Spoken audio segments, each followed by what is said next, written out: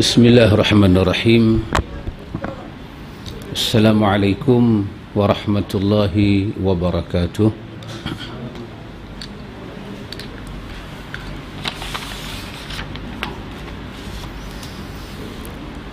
Alhamdulillahilladzi wafaqana li syukrihi wa hadana li dzikrihi wa salawatuhu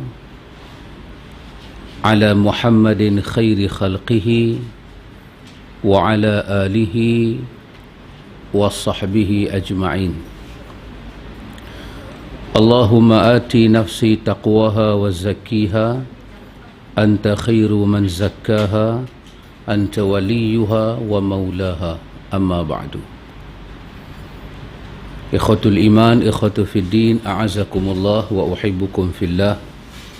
Alhamdulillah, summa alhamdulillah. Alhamdulillah, ikhwatul iman, kita boleh sambung majlis ilmu kita, majlis ta'lim kita, alhamdulillah. Pada hari yang mulia ini, hari yang barakah ini, Nabi sebut hari Jumaat hari yang barakah.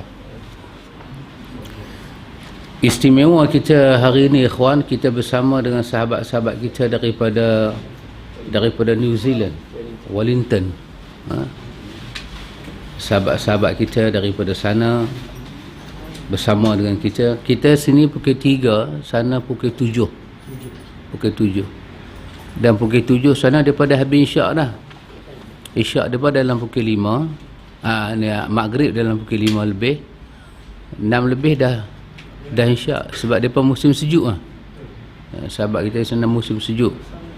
Kita baru habis Jumaat. Alhamdulillah, ikhwatul iman. Semoga sahabat-sahabat kita di Wellington sana dirahmati oleh Allah di atas usahanya mereka lakukan ini. Walaupun kita berjauhan dari segi benua dan daerah, tapi kita berdekatan dari segi kasih sayang, mengingat dan rahmat daripada sisi Allah untuk kita, ikhwan. Baik, ikhwan, kita nak berkongsi dengan sahabat kita daripada Wellington. Apa? Wellington. Where? Oh, where? Oh, hardware itu kira where lah. Oh. Minta maaf lah sahabat Wellington, kita orang kampung ni. Kita bercadang, ikhwan, kita membaca kitab yang bernama Subulus Salam. Sahabat-sahabat kita di sana pun sebenarnya memang dia dah baca ada buku ini. Cuma kita kita sambung sikit dengan sahabat-sahabat sana. Kita nak pakai daripada bab puasa. Kita bersiam bab puasa. Subulus Salam ni, ikhwan, di antara buku yang menjadi syarahan kepada Bulughul Maram. Kalau kita di Dewan ni kelas Ustaz Ma'ali. Ustaz Ma'ali baca Bulughul Maram.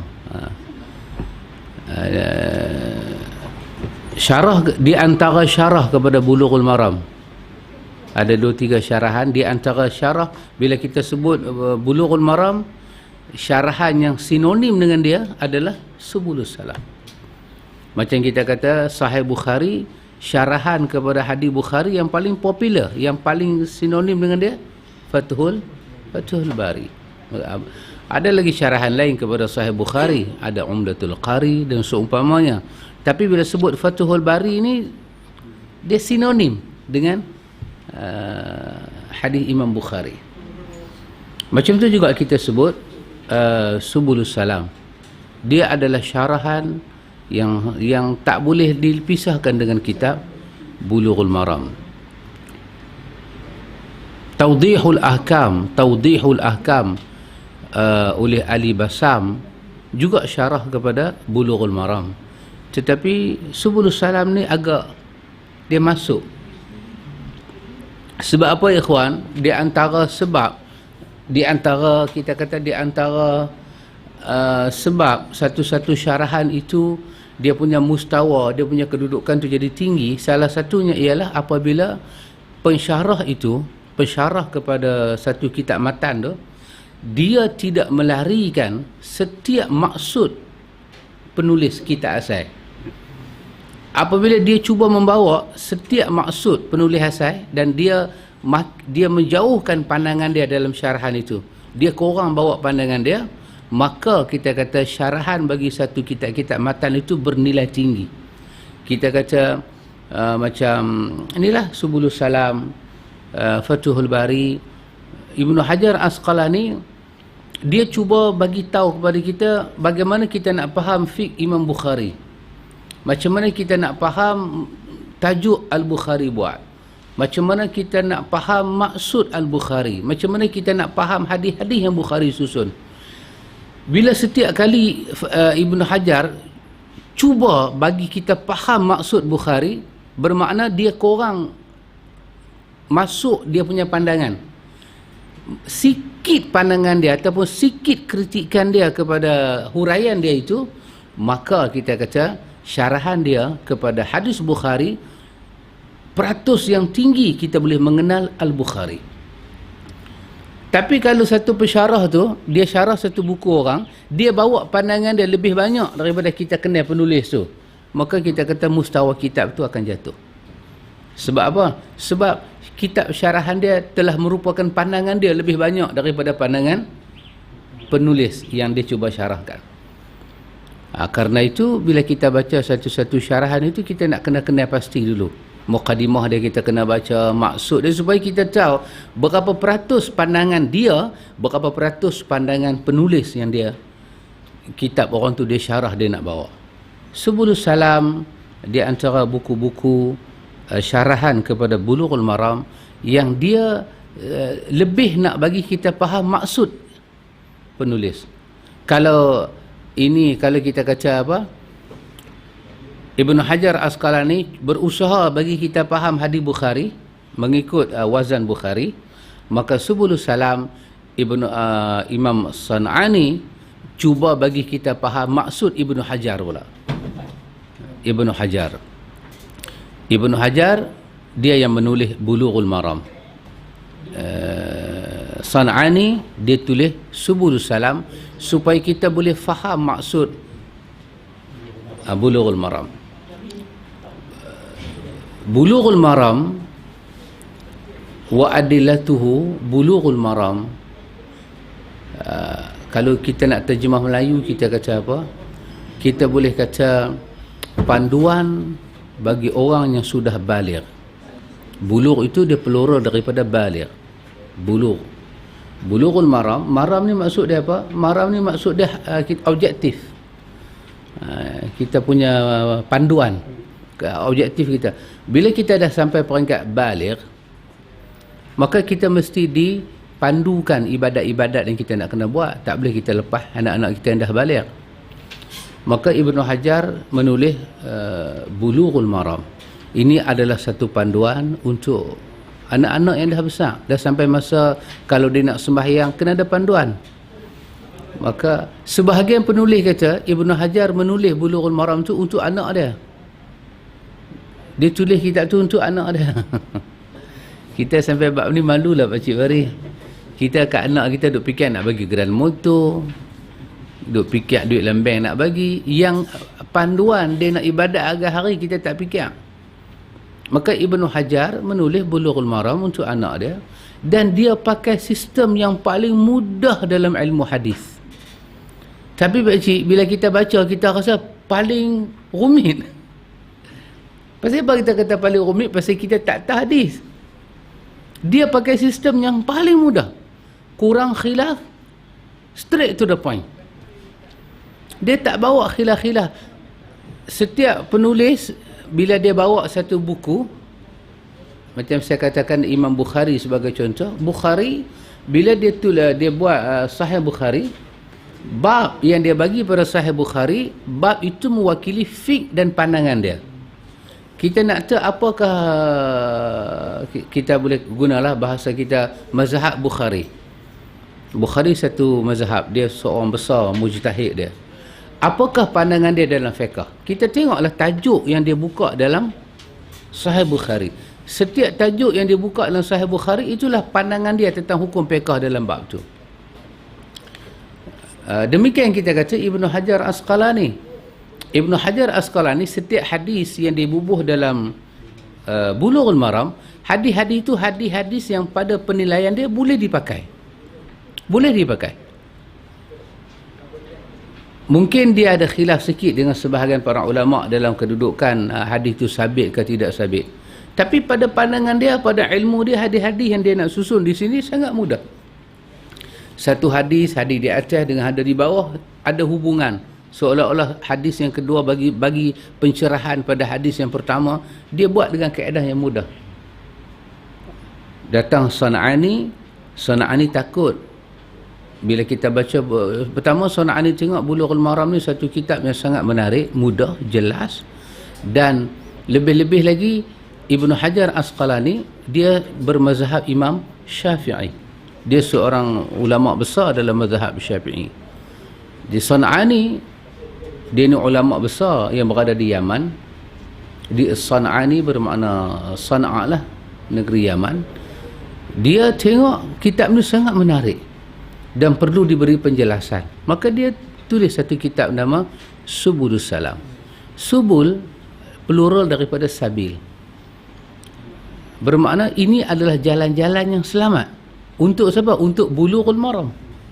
Untuk anak-anak yang dah besar, panduan beribadat, inilah panduan ibadat. Kalau dia pakai jalan ni, step yang dibuat, kerangka yang dibuat oleh Ibnu Hajar Asqalani, kalau dia pakai daripada bab taharah sampai bab penghabisan, sampai bab habis lah, kita ikut dia, ini adalah suatu maram, suatu hadaf yang perlu dijalani oleh orang-orang yang dah baligh, anak-anak yang dah baligh, dan jalan ni dia kata Subulus Salam, jalan yang paling selamat. Setiap nama kitab mewakili maksud penulis tu kan. Jadi cubalah kita tengok cara penamaan kitab dengan isi yang ada dalam kitab itu sangat menarik. Kita kata hari ni kita nak beribadat, kita nak puasa sebagai contoh. Bagaimana kita nak puasa? Di antara bab yang ada dalam Bulughul Maram adalah kitab puasa. San'ani syarah bab puasa. Bagaimana puasa kita tu supaya dia sampai kepada maram dia dan dia menjalani jalan yang selamat. Dia tak ada rancu. Oh, Sunardi tidak ada Dia tidak rancu, dia tak merepek. San'ani kata Bulughul Maram adalah jalan yang paling selamat untuk jadikan panduan dalam beribadat.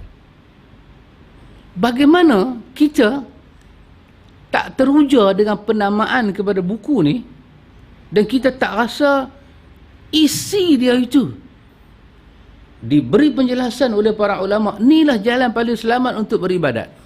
Kalau nak faham bab taharah, kalau nak faham bab salat, kalau nak faham bab wudu, seolah-olah San'ani kata, lihatlah kepada Bulughul Maram oleh Ibnu Hajar Asqalani.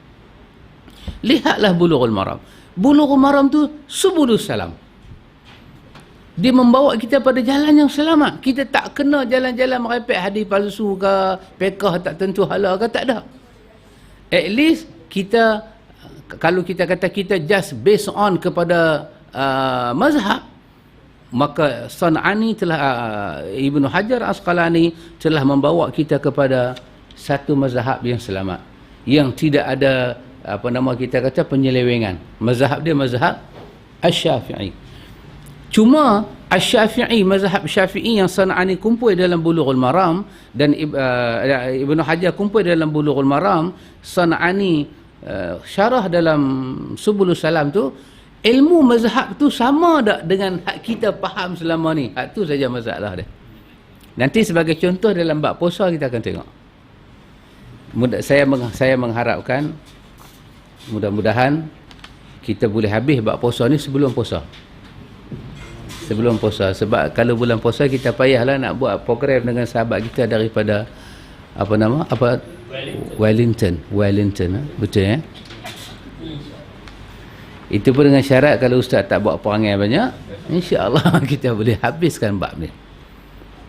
Itu serba sikit saya cerita dari segi penamaan, dari segi penamaan buku ini. Baik. Saya tak boleh cerita panjang tentang latar belakang buku ni sebab kita punya kuliah ni tak panjang, tak lama, lebih kurang dalam 4 kali, 3 kali. 4 kali kita akan dapat. sebelum puasa kan. Jadi kalau saya banyak bercerita tentang buku ini, nanti hadis-hadis ni kita tak dapat habiskan. Baik, cuba kita tengok pada bab kita, sahabat-sahabat kita yang berada di Wellington. Kita tengok pada bab kita, bab puasa. Dia tulis di situ kitab puasa. Kitabus Siyam. Kitabus Siyam, kitab berkenaan dengan puasa. Secara bahasa, puasa bermakna menahan. Menahan, bahasa Arab kata al-imsaku, al-imsak. Secara bahasa, puasa bermakna menahan. Kata menahan di sini mencakup makna secara umum. Dia kaedah bahasa Arab, selagi tidak ada qarinah, tidak ada qarinah bahasa, tidak ada qarinah bahasa yang mengubah makna asal kepada makna lain, maka mesti dipakai makna asal pada kalimah itu. Al-imsak maksudnya menahan, tahan, mengekang. Maka kalau tak ada bahasa Arab lain yang memindahkan makna ni kepada makna lain, kita kena pakai dengan makna asal dia. Makna asal dia. Apa dia? Bila orang kata puasa ni apa dia? Kita kata asyam dengan makna al-imsak. Tahan. Dah, dia kata tahan apa dia kata? Ni dia mesti ada makna lain. Kita kata bawalah bukti dari segi bahasa Arab, dia ada makna lain. Selagi tak ada qarinah, tak ada apa nama kita kata, tak ada panduan yang mengarahkan makna asal kepada makna-makna lain, dipakai dia dengan makna asal. Macam tu. Baik menahan diri daripada perkataan maupun perbuatan ataupun muamalat. Muamalat ni perbuatan kita terhadap manusia ataupun haiwan. Bila kata puasa bermakna imsak, kita kena tahan, menahan diri kita, perkataan, perbuatan kita, tak kiralah sama manusia ataupun dengan binatang. Jangan maki binatang, jangan cerca binatang, jangan kutuk binatang. Kerana apa? Kerana puasa itu maksud dia menahan. Maka tahanlah diri kita. Kata Abu Ubaid, ni ahli bahasa Arab, setiap orang yang menahan diri dari perkataan, makanan atau perjalanan, maka dia adalah orang yang berpuasa. Dia tahan diri dia tak buat sesuatu benda, maka dia adalah orang yang puasa. Macam Maryam kan, bila Maryam mengandung, bila Maryam melahirkan Isa, Maryam kata, inni nazartu lirrahmani sauma. Maryam kata, aku bernazar pada Tuhan nak puasa. Maka Siti Maryam nak puasa. Kita kena tambah Siti lah Pak Cik nah, Pak Amir. Kalau tak sebut Siti Maryam, kita ingat Maryam mana? Maryam Minado ke? Maryam mana ke? Bila kata Siti Maryam, bila ada Siti, itu menunjukkan ibu Nabi Isa. Siti Aminah baru nampak kata ibu Nabi Muhammad. Maka Siti Maryam kata, aku nak inni nazartu lirrahmani sauma, aku bernazar nak puasa. Maka ulama tafsir kata, apa maksud Maryam kata dia nak puasa? Puasa Maryam itu ialah menahan diri daripada bercakap dengan orang kan. Orang duk tanya ni anak siapa, lelaki hang mana, pergi beranak klinik mana, doktor nama apa, nak buat surat beranak lagu mana. Maryam kata, inni nazartu lirrahmani sauma, dalam surah Maryam. Dia kata, aku bernazar pada Tuhan aku nak saum. Dia guna inni nazartu lirrahmani sauma. Apa makna saum di situ? Dia kata kena balik kepada bahasa Arab, al-imsak. Al-imsak. Apa maksud dia? Dia nak menahan diri dia daripada bermuamalah dengan manusia. Bercakap apa sekalipun dia nak menahan, termasuk binatang. Dia tak mau kata apa. Itu puasa dari segi bahasa. Secara istilah, secara terminologi syariat, puasa adalah menahan diri daripada makan. Puasa adalah menahan diri daripada makan, minum, jima' dan lain sebagainya yang telah disebut oleh syariat pada siang hari dari sesuatu pada siang hari sesuai dengan tata cara yang telah disyariatkan. Selain itu, puasa juga bermakna menahan diri dari perkataan yang keji, sia-sia dan perkataan-perkataan yang diharamkan atau makruh berdasarkan hadis-hadis yang melarang hal tersebut selama berpuasa. Maka kerana itu kita katakan puasa dengan makna apa? Puasa dengan makna al-imsak, menahan diri. Puasa dari segi bahasa Arab bermakna menahan diri. Puasa dari segi istilah bermakna menahan diri. Lebih tepat kita kata puasa dari segi bahasa Arab maksudnya al-imsak, menahan diri daripada semua benda lah umum. Puasa dari segi istilah dia lebih kepada al-imsak anil muftirat, dia lebih menahan diri daripada benda yang membatalkan puasa. Daripada benda yang membatalkan, apa saja membatalkan puasa kita kena imsak. Sejak bila kita kena tahan diri? Sejak kita kata min tulu'i syams ila ghurubiha, daripada naiknya matahari sampai jatuhnya matahari. Dia kata hal ini berlaku pada waktu yang telah ditentukan dengan syarat-syarat tertentu yang akan dijelaskan oleh hadis Nabi sallallahu alaihi wasallam. Nanti hadis akan datang beri penjelasan kepada kita. Wallahu ta'ala alam ikhwan, apakah hikmah daripada puasa? Hanya Allah Maha mengetahui. Nanti kita akan jumpa dalam bab puasa ni banyak lagi hadis. Tapi di antaranya kita kata salah satu di antaranya ialah kita kata puasa ini ikhwan, dia ibadat yang paling afdal. Ibadat yang paling afdal daripada ibadat badan ni. Ibadat jenis badan yang paling afdal. Salah satu benda yang berhimpun pada puasa ni adalah sabar. Adalah sabar. Sebab kita tahulah kita nak kena sabar buat ibadat, nak kena sabar kita dengan meninggalkan maksiat, nak kena sabar kita daripada balak dan musibah yang turun. Puasa ni salah satu hikmah yang besar ada pada diri dia. Imsak itu dia menahan. Sebab juga apa dia makna sabar? As-sabru, apa makna sabar? Sabar ni juga dengan makna al-habsu, habas, maksudnya menahan diri. Habas dengan imsak lebih kurang makna mutaradif, makna macam sama erti, takriban lil makna, lebih kurang dia punya makna lebih kurang. Habas macam kita penjarakan, ambil orang pun dalam penjara, kita kata habas, kita penjarakan dia. Imsak kita tahan. Jadi apa berlaku kepada orang sabar ni? Dia habas, dia menahan kemarahan dia, dia menahan tindakan marah, nak baling sesuatu, nak kata sesuatu, dia tahan. Bila dia habas, dia kawal diri dia lagu tu, dia seolah-olah macam berpuasa. Maka kaitan sabar dengan puasa ni ada banyak. Dan nanti kita akan tengok dalam beberapa riwayat yang lain.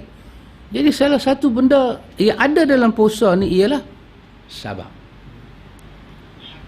Baik. Di antara hadis, ini di antara hadis yang awal kita akan baca dalam bab puasa ini, an Abi Hurairah radhiyallahu anhu qala qala Rasulullah sallallahu alaihi wasallam la taqaddamu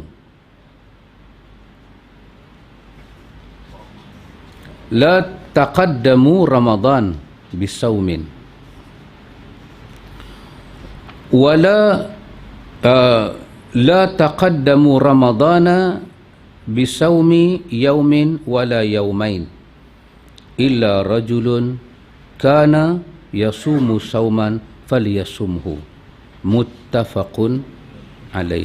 Hadis ni hadisnya muttafaqun alaih.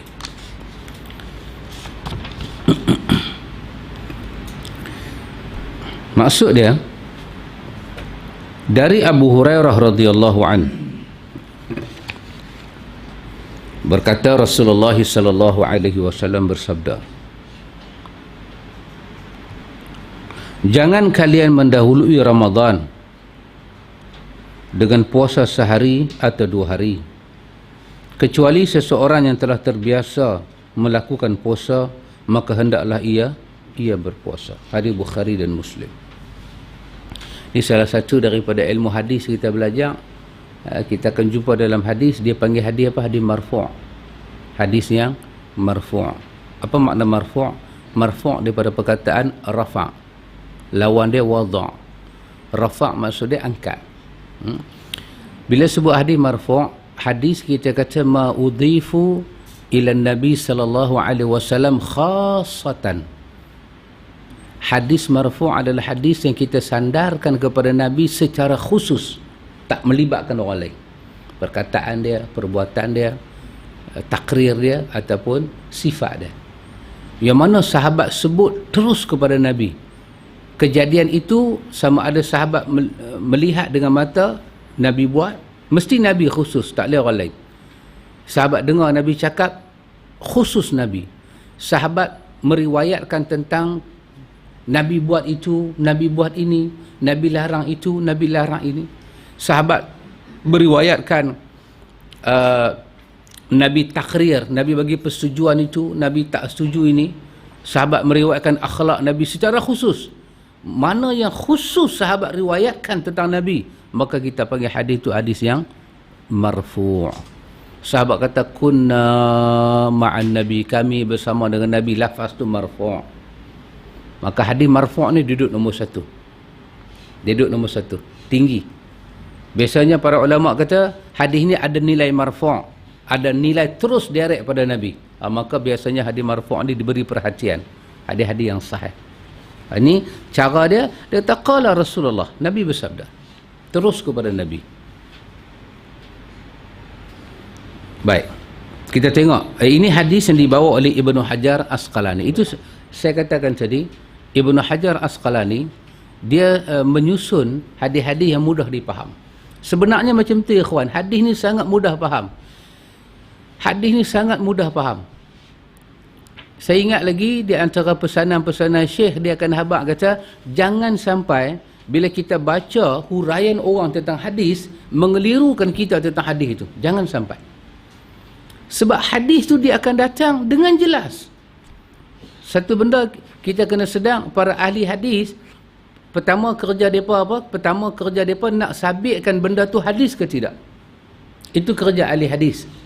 Supaya tidak ada nilai bohong kita pada Nabi, tak ada nilai kita pegang satu benda yang kita ingat Nabi kata, tiba-tiba Nabi tak kata. Kerja ahli hadis, mereka buat endorsement, benda tu wujud ke tidak daripada Nabi. Satu.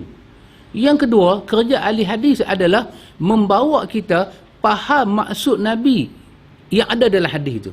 Bukan maksud orang lain, maksud Nabi. Jadi kita kena hati-hati. Bila kita, kadang-kadang kita terpukau dengan huraian. Terpukau dengan huraian. Huraian dibuat setelah Nabi. Tapi pada masa Nabi cakap dengan sahabat, dia mesti ada makna. Cuma masalah dia, masa Nabi dengan sahabat kita tak ada. Maka para ulama hadis, dia kena pastikan betul tak insiden itu berlaku antara Nabi dan sahabat. Yang kedua, macam mana sahabat memahami kata Nabi itu. Itu kerja ahli hadis. Lepas itu mereka dipanggil muhaddisin. Kadang-kadang kita bila baca hadis, kita terpukau dengan huraian orang sampai kita duk pertahan huraian, kita bukan pertahan kedudukan hadis itu. Ibnu Hajar Asqalani, di antara jasa dia dalam Bulughul Maram ni, dia bawa hadis tu, macam sebahagian orang kata, dia menulis tu untuk anak-anak dia kan. Dia nak anak dia faham hadis ni. Simple saja. Dalam bab puasa, macam mana kita nak sambut Ramadan, ni hadis bagi panduan kita. Macam mana kita dengar Ramadan, penghormatan macam mana nak bagi pada Ramadan. Jelas Nabi kata, jangan kalian mendahului Ramadan dengan puasa sehari atau 2 hari. Jangan sambut puasa dengan puasa, jangan. Sehari yang tempat larangan dia, di mana tempat tak boleh puasa, di mana tempat larangan dia, sehari ataupun 2 hari. Maka sebelum sehari 2 hari nak sampai Ramadan, sebelum tu kita puasa, tak ada larangan sangat.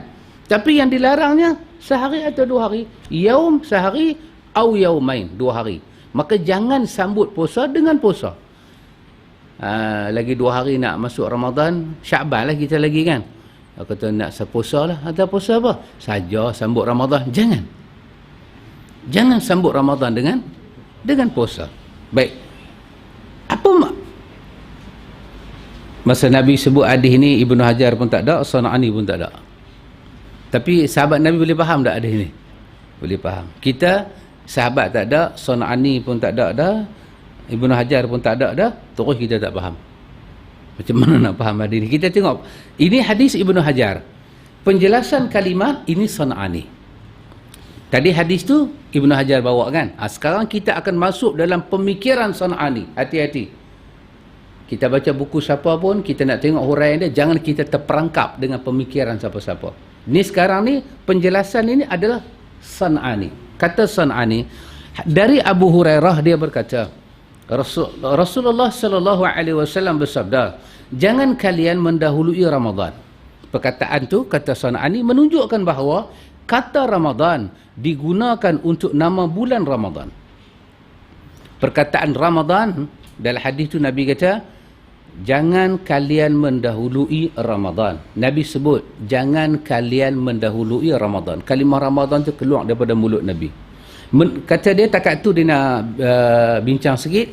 Dia kata menunjukkan bahawa kata Ramadan digunakan untuk nama bulan Ramadan. Quran kata syahru Ramadan kan. Bermakna Ramadan adalah satu syahr, satu bulan.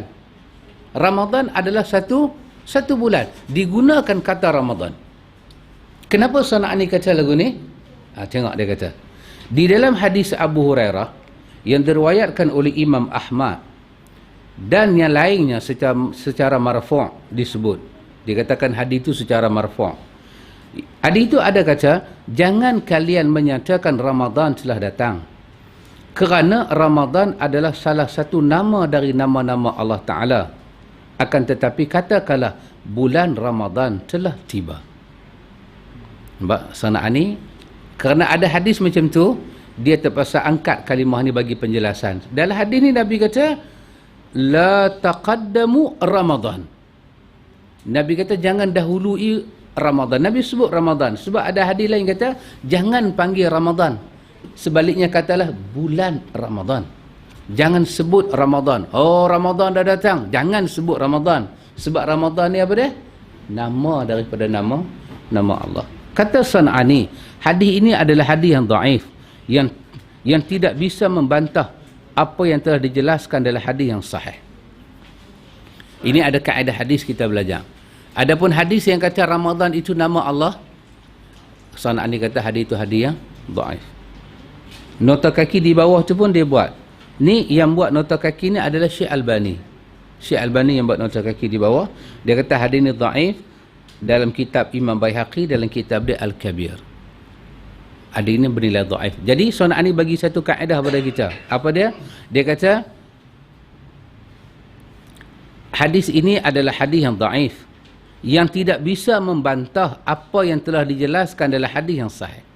Hadis dhaif, dia tak boleh membantah apa yang wujud dalam hadis yang sahih. Ini satu kaedah. Sebab kita tak erti bahasa tu lah ni. Tak erti bahasa. Kita duk abang kata kelebihan yang duk semain tarawih tu, itu bukan kata dhaif. Itu apa? Oh, nala punya palsu. Dhaif pun tak boleh. Kalau ada hadis sahih, ada hadis dhaif, dia automatik berlaku percanggahan. Maka hadis dhaif ni tak boleh membantah hadis sahih. At least kita kata yang dhaif tu hadis ke tak? Hadis. Pun dia tak boleh tolak. Tambah yang palsu, yang bukan hadis. Macam mana nak pergi tolak hadis yang? Hadis yang sahih. Maka jangan panggil Ramadan dengan Ramadan, tapi panggillah bulan Ramadan. Kerana Ramadan nama Tuhan. Itu adalah hadis yang dhaif. Tapi ramai orang kata, cermat sikit cakap, ni bulan Ramadan, bukan Ramadan. Kata San'ani, Nabi sendiri sebut Ramadan. Itu San'ani punya penjelasan. Baik, dengan kemudian San'ani pergi pada bahagian yang kedua. Nabi sebut dengan puasa sehari atau 2 hari. Lepas tu Nabi habaq yang kata larangan puasa tu macam mana Nabi habaq? Kecuali seseorang yang telah terbiasa melakukan puasa, maka hendaklah dia berpuasa. Daripada hadis itu saja kita dapat buat keputusan. Yang pertama apa dia? Nabi tak mau kita sambut Ramadan dengan puasa. Sehari ataupun 2 hari awal. Nabi tak mau. Kecuali Nabi kata, yang kata sambut puasa ni apa dia ikhwan? Sambut. Dia ni tak pernah puasa. Tak saja nak sambut. Isnin Khamis pun tak pernah dia ingat pun. Allah, dia mai dia buat kalut lah. Puasa nak mai. Atau kadang-kadang yang sambut puasa ni siapa dia? Yang kadang-kadang seronok puasa nak mai siapa dia? Yang tak semayang. Betul? Yang tak pernah puasa apa-apa. Dia kata seronok lah, bubuk lambuk nak mai dah. Dia seronok. Dia seronok tengok orang berniaga kuih banyak-banyak. Dia kata, sahabat ente sembahyang tak? Saya tak pernah sembahyang. Habis seronok apa dengan Ramadan? Loh, seronok lah bila dia duduk terawih tu, suara selawat tu mai sampai rumah saya. Seronok lah. Dia seronok yang tu je. Meriah, dia kata meriah. Macam mana? Yang tu tak boleh sebut lah Datuk, sensitif. Saya ni hari Jumaat. Bismillah.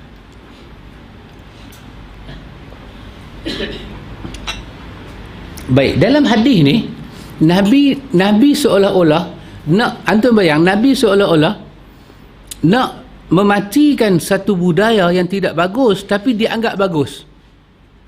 Budaya apa? Sambut Ramadan dengan puasa sehari ataupun 2 hari. Nabi tak mau. Nak puasa awal Syaban. Puasalah. Itu adik Aisyah kan cerita Nabi banyak puasa lah bulan Syaban. Tapi dekat-dekat nak masuk Ramadan 2 hari ataupun sehari, jangan puasa apa-apa. Sebab di kalangan orang dahulu bila dia puasa sehari awal, dia duk rasa itu Ramadan. Dia rasa ni Ramadan dah masuk dah, kita yang tak tahu kot. Dia nak puasa. Tak boleh. Maka sat lagi di belakang Nabi ajak macam mana kita nak cam bulan puasa. Nak pergi tengok bulan macam mana, Nabi ajak siap-siap. Yang kedua, Nabi kata kecuali bagi orang yang dah biasa, dia memang duk puasa Isnin, Khamis, kebetulan sehari atau 2 hari nak masuk Ramadan tu kena hari yang dia biasa duk puasa. Nabi kata orang macam ni jangan larang dia. Biar dia teruskan. Jadi ada larangan, ada pembenaran. Larangan kepada orang yang tak pernah puasa, jangan duk pergi puasa. Tapi dibenarkan bagi orang yang selalu duk puasa sunat ni.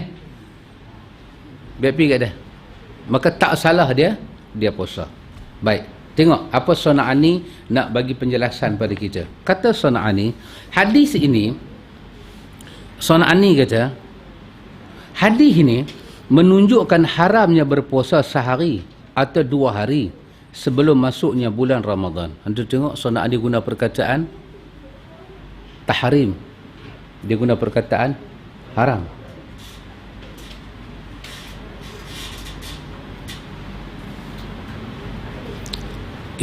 Kita kata apa pandangan Ibnu Hajar tentang hadis ni? Sebab Ibnu Hajar yang bawa hadis ni.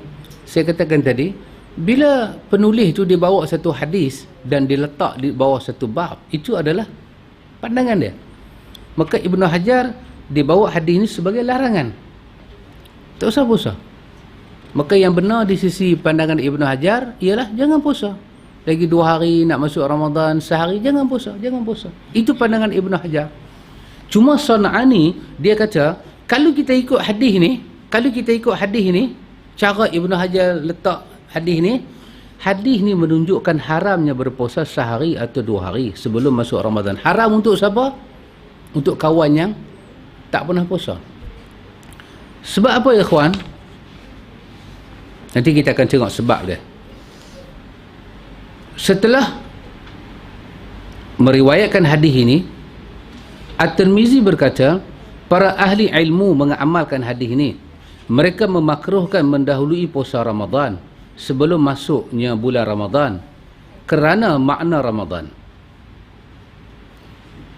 Kata Sana'ani, Imam Tirmizi kata hadis ini diamal oleh semua ahlul ilmi, oleh semua ulama-ulama. Mereka tak suka. Cuma di kalangan mereka ni ada yang tak mau sebut haram tapi sebut makruh.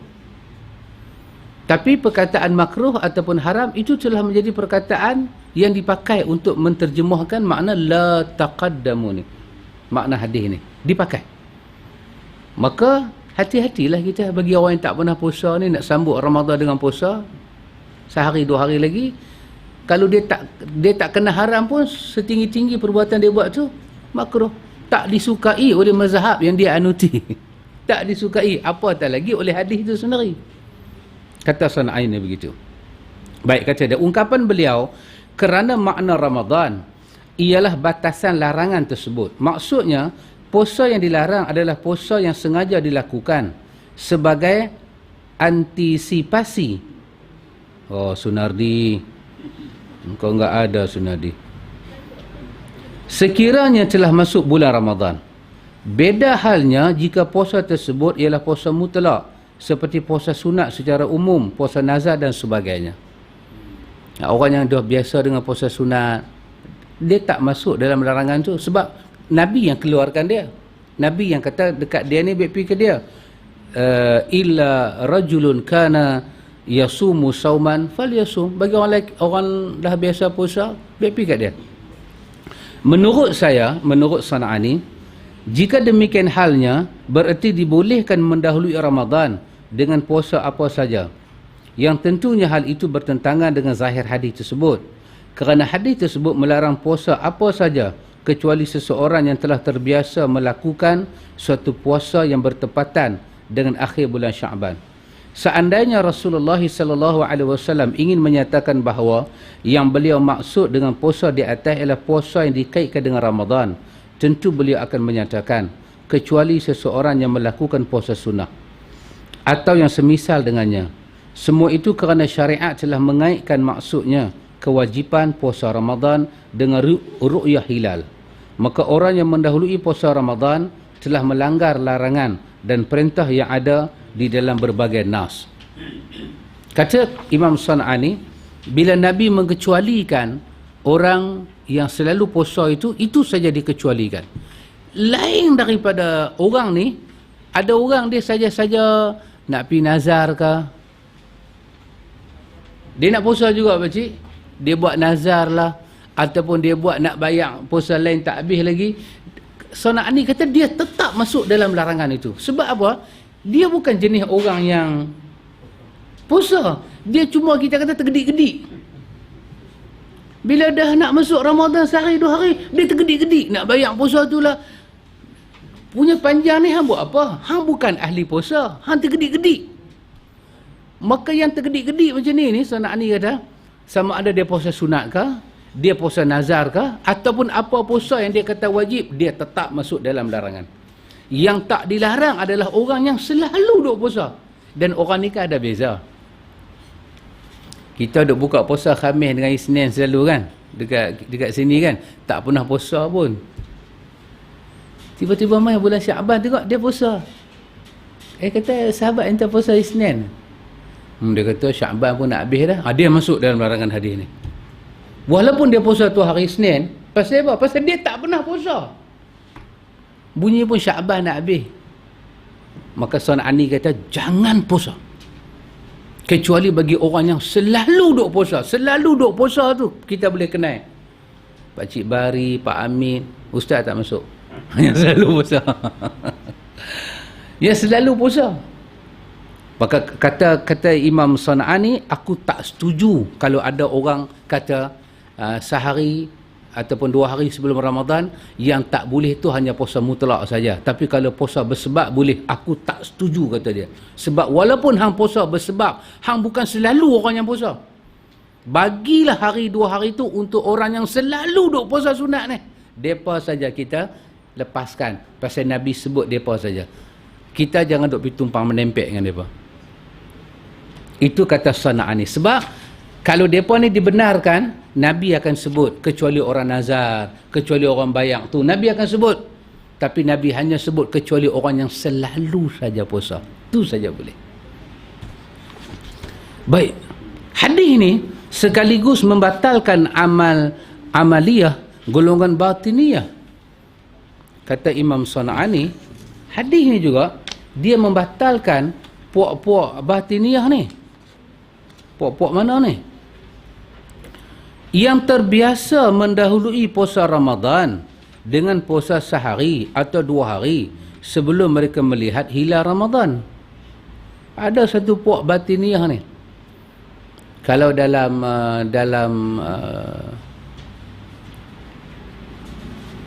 syarah kepada Umdatul Ahkam, dia kata apa dia? Dia kata puak batiniyah ni adalah Syiah Rafidah. Yang suka duk puasa sambut dengan puasa ni adalah Syiah Rafidah. Ini disebut di dalam syarah Umdatul Ahkam. Pasal apa dia puasa? Pasal apa dia puasa sehari 2 hari? Pasal hadis ni.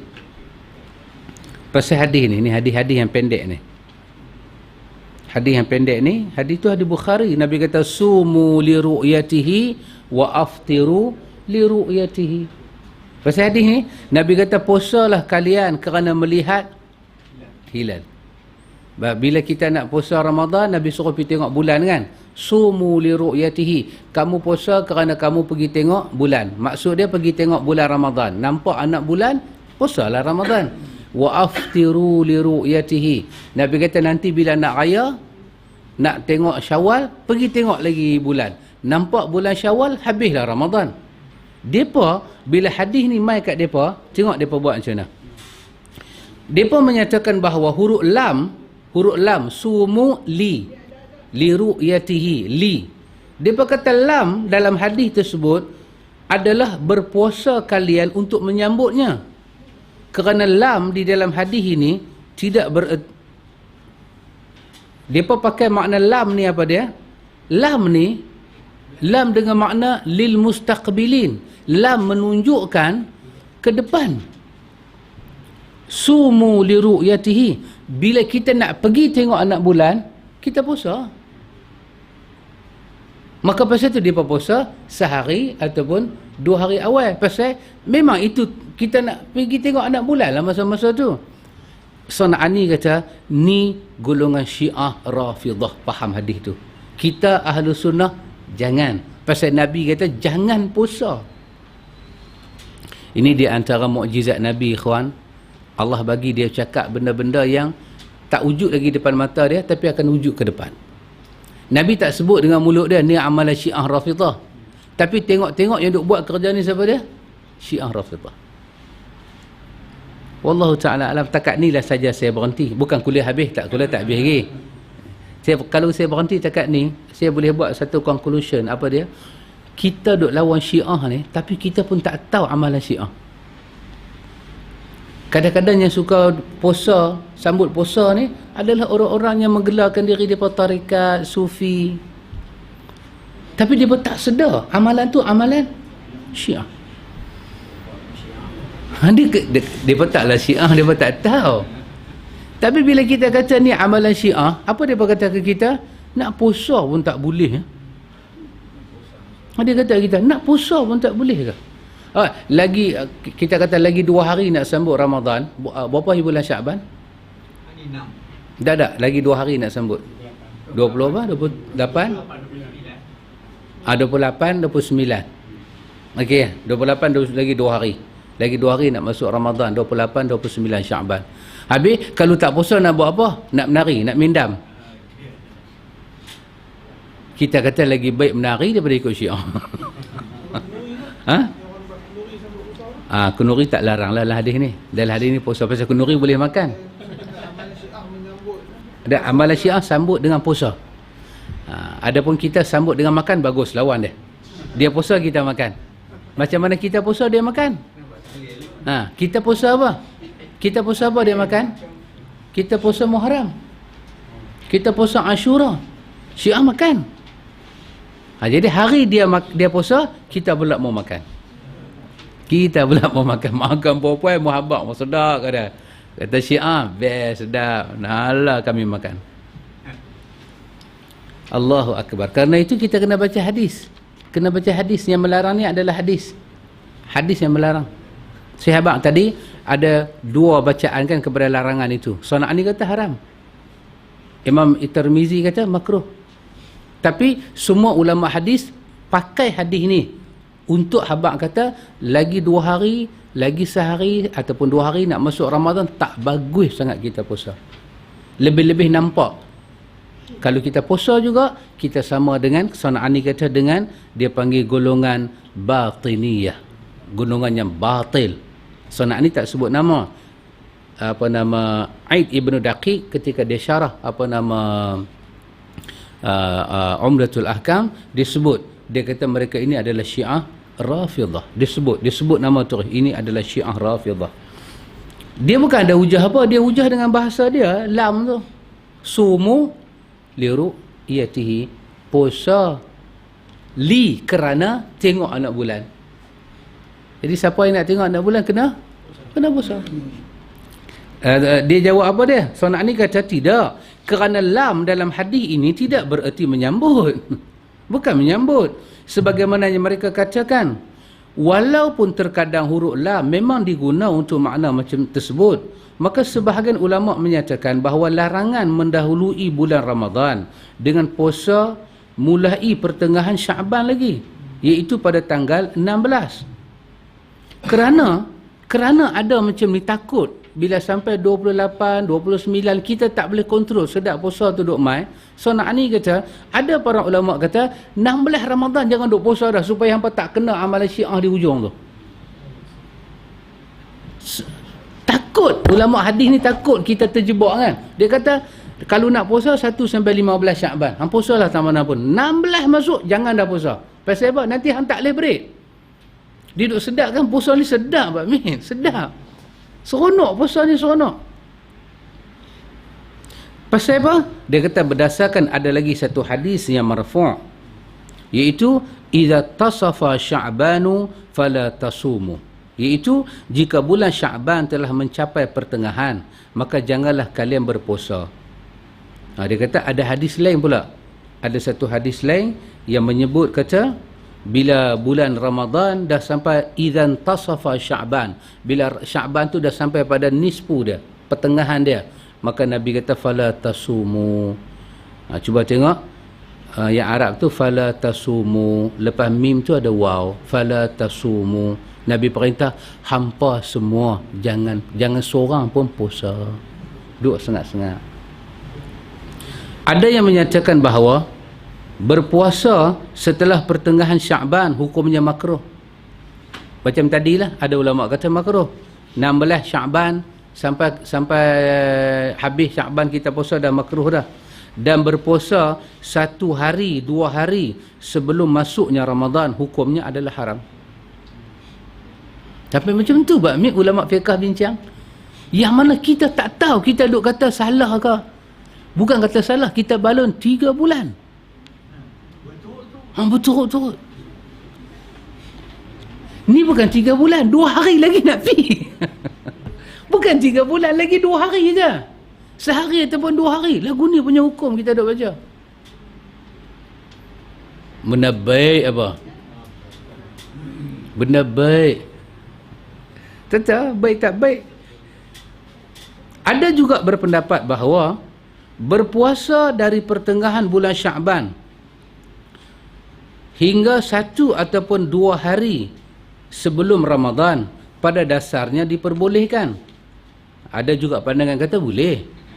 Kalau kita nak puasa sampai sehari 2 hari boleh. Sedangkan hadis Abu Hurairah di atas adalah hadis yang dhaif. Mereka kata apa?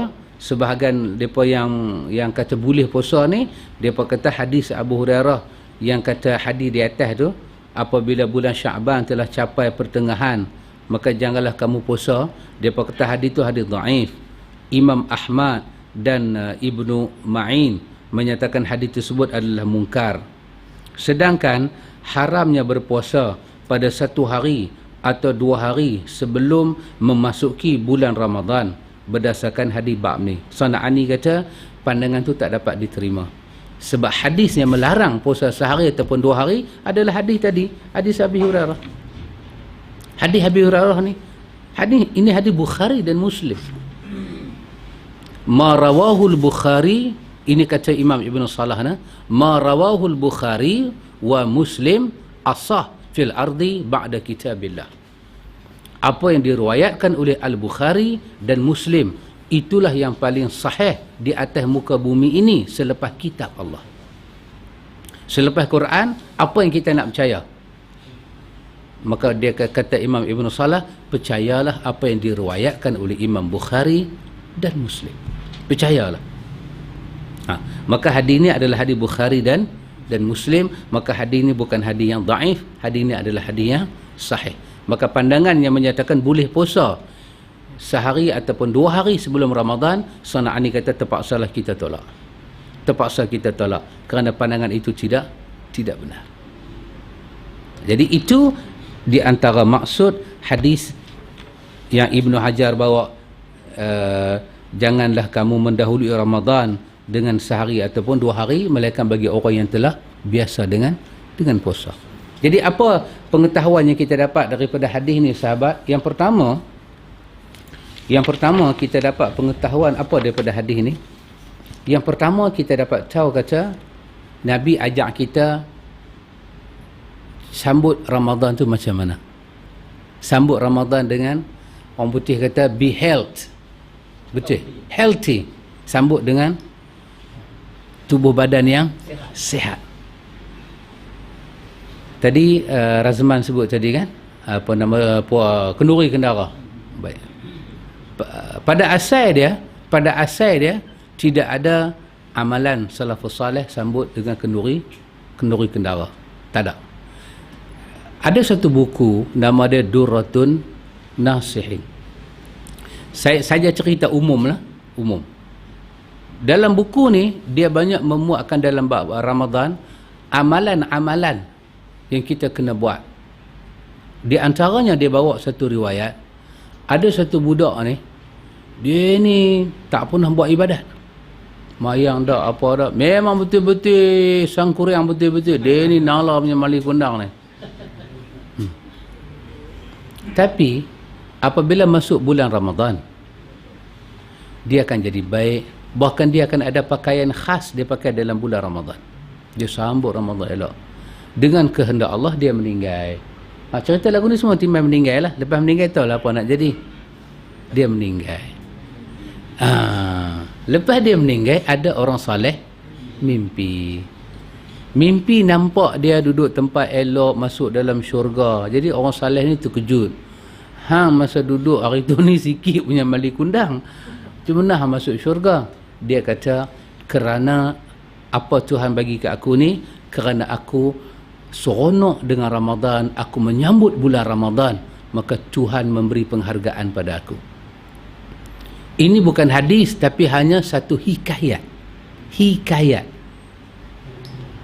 Tapi telah dijadikan sebagai sandaran. Beginilah cara kita menyambut bulan Ramadan. Baik, Nabi suruh kita sambut Ramadan dengan apa dalam hadis Bukhari? Nabi kata, man sama Ramadan imanan wahtisaban. Nabi habaq doa aja. Sambutlah Ramadan dengan iman dan mengharap Allah. Kenapa ya kawan? Kerana dua ni sukar ada pada manusia. Iman dan mengharap Allah. Ramai orang puasa bukan kerana iman. Ramai. Pasal apa? Tadi habaq seronoknya Ramadan mai. Lepas ni boleh tengoklah macam-macam kuih tak pernah keluar. Dia bukan iman. Hak tu bukan iman. Hak tu dia apa? Meriah. Meriah. Dia tak semayang pun subuh. Tapi dia puasa lah. Baguslah kan? Dia tak semayang subuh tapi dia puasa. Baguslah. Benda baik apa? Benda tu baik. Tapi apa yang dia seronok? Dia seronok dengar selawat tarawih tu masuk dalam rumah dia. Subhanal malikil ma'bud. Dia kata pelan-pelan sikit TV. Orang duduk tarawih tu. Dia duduk depan TV. Mata tengok TV, telinga dengar ma'bud, fadlan minallahi wa ni'mah, sampai dia boleh tahu tukar bilai. Dia kata bilai ni bilai baru ni. Dia kata bilai lama dah meninggal. Bilai lama dah meninggal, dia tak main juga tarawih, dia suka duduk dengar. Pasal tu Nabi kata, siapa sambut Ramadan dengan iman. Tak ramai orang sambut Ramadan dengan iman. Orang kempen Ramadan, tapi bukan iman. Sambut Ramadan dengan apa? Mengharap Allah. Pasal itu Ibn Hajar kata hadis ini menafikan sebahagian daripada golongan-golongan sufi yang menyatakan kalau kita berbuat ibadat mengharapkan syurga, kita terlibat dengan syirik. Hadis ini menafikan. Kita kena ikhlas kepada Allah. Ikhlas apa dia? Syurga pun tak mau. Hadis ini kata mesti mengharapkan Tuhan. Maka benarlah cara kita sambut Ramadan. Itu secara asas. Adapun kita rasa seronoklah nak jamu orang. Kita jamulah orang. Dan kita jamu orang tu jangan duk ingat apa-apa lah. Alhamdulillah lah. Ramadan pun dah nak masuk. Saya pun kebetulan ada duit sikit. Saya nak jamulah bagi kaum muslimin makan. Cukup. Ni kenduri apa ni? Kenduri sambut Ramadan. Sambut Ramadan dengan iman dan ihtisab. Mengharapkan Allah. Itu cara Nabi ajak kepada kita. Kerana tak ramai orang. Tak ramai orang sambut Ramadan dengan iman dan mengharapkan Allah. Dia sambut Ramadan kerana benda lain. Pasal itu antum akan tengok ada beberapa kejadian hadis yang dalam bulan Ramadan yang Nabi menceritakan tentang bagaimana Allah akan kata pada orang yang puasa tu di hari akhirat. Allah kata pada malaikat, Allah kata, bab puasa ni hampa semua jangan masuk campur, aku nak berurusan sendiri dengan dia. Betapa besarnya kedudukan hadis itu. Tuhan tak pasing-pasing dah pada malaikat, dia direct dengan kita. Antum kalau orang besar direct terus dengan kita, maksud dia kes tu kes apa? Beratnya kes, besar punya kes. Tuhan kata dia puasa kerana aku nak balas. An-Nawawi dalam syarah Muslim ada sebut sikit bab puasa. Dia kata kerana puasa ni satu ibadat sukar orang tak ikhlas. Sukar. Nak tak ikhlas ni payah. Sebab dia melibatkan tak makan, tak minum. Dan nak kecoh boleh. Ambil uduk kan, orang ni kumuk keluar air, dia kumuk air hilang. Dia boleh jadi. Dan kita pun duk buat kerja ni 30 tahun silam kan, sama sekolah mendengar semua. Ustaz di sekolah kata, awak kumuk dah mulut. Tak lagi. Ustaz kata, saya tengok macam dah kumuk. Kita kata, kalau dah kumuk mesti ayat keluar ni, ayat tak keluar kan. Mana saya tak kumuk lagi.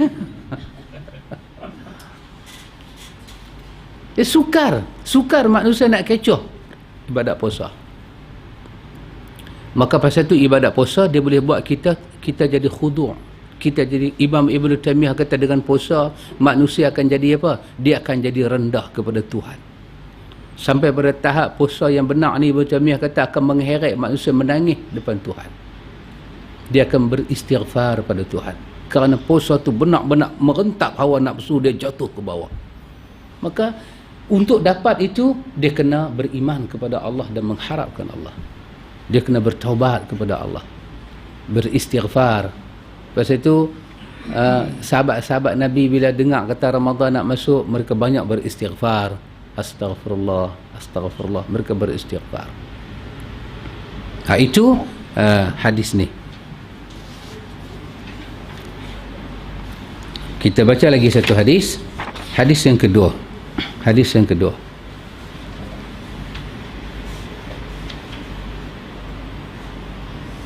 Hadis yang kedua ini ikhwatul iman. Dia kata wa an Ammar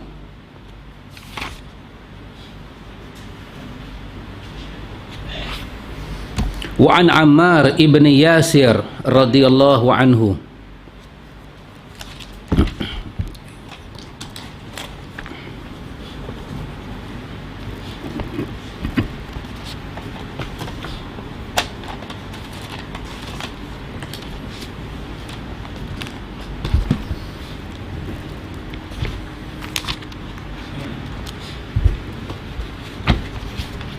Hadis yang kedua ni adalah hadis daripada Ammar bin Yasir.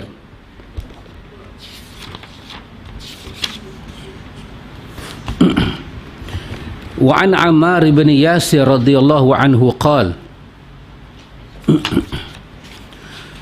qala man sama al-yawm alladhi yushakku fihi faqad asa Aba Qasim. وذكره البخاري تعليقا ووصله الخمسة وصححه ابن خزيمة. Maksud dia daripada Ammar bin Yasir radhiyallahu anhu, dia berkata, ini perkataan Ammar bin Yasir. Kalau dalam ilmu hadis, perkataan sahabat kita panggil mauquf. Kalau marfu' tadi, dia khas pada Nabi. Dia tak boleh melibatkan orang lain. Kalau mauquf, bermakna melibatkan sahabat. Dalam tragedi itu, dalam insiden itu, Nabi tak terlibat. Tapi kadang-kadang, mauquf boleh dilihat dengan makna marfu' kalau perkataan sahabat itu mereka sandarkan pada Nabi. Daripada Ammar bin Yasir radhiyallahu anhu, dia berkata, barang siapa berpuasa pada hari yang diragukan, maka dia telah bermaksiat kepada Abu Qasim. Yakni Abu Qasim itu adalah Nabi sallallahu alaihi wasallam. Itu ada orang kan, ada orang dulu di India, dia pernah bertanya kepada apa itu ulama India yang terkenal itu, apa, Ali apa Hasan An-Nadwi, Ali, apa nama dia, Ali Abu Hasan An-Nadwi kan. Dia tanya, Muhammad ni, kata Muhammad ni betul-betul nama apa?